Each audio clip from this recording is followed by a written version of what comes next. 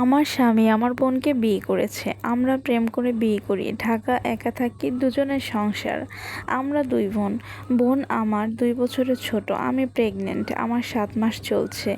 আমি আমার দেখাশোনার জন্য আমার ছোট বোনটাকে নিজের বাসায় এনে রেখেছি।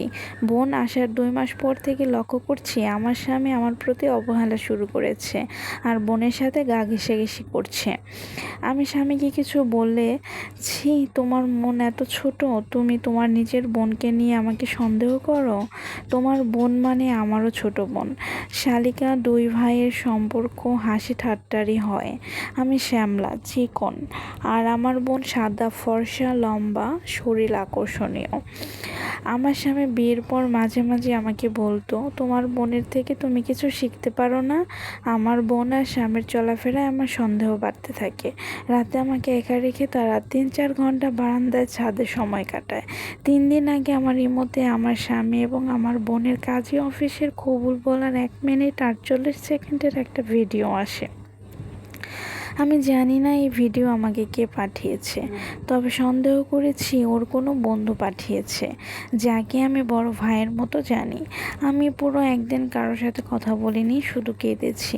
পরের দিন স্বামী এবং বোনকে ভিডিও দেখানোর পর আমি আমার যে বোনকে মায়ের মতো আদর করতাম, সে বোন আমার সাথে অপরিচিতার মতো ব্যবহার করলো।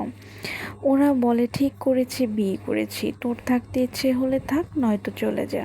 আমার স্বামী বলে, তুই আমাকে জীবনে কি দিয়েছিস? একই মায়ের পেটের 2 বোন 2 রকম। তোর ছোট বোন কত স্মার্ট আর তুই কত খ্যাত।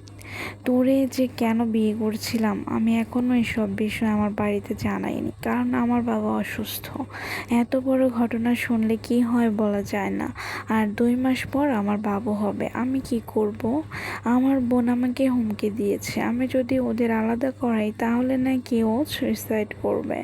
আমি আমার স্বামীকেও ভালোবাসি, আবার আমার বোনকেও ভালোবাসি, বাচ্চাকেও ভালোবাসি। বাচ্চা না থাকলে হয়তো নিজে শেষ হয়ে যেতাম। কি করব? পরামর্শ দিন দয়া করে, আমি কোনো সমাধান পাচ্ছি না।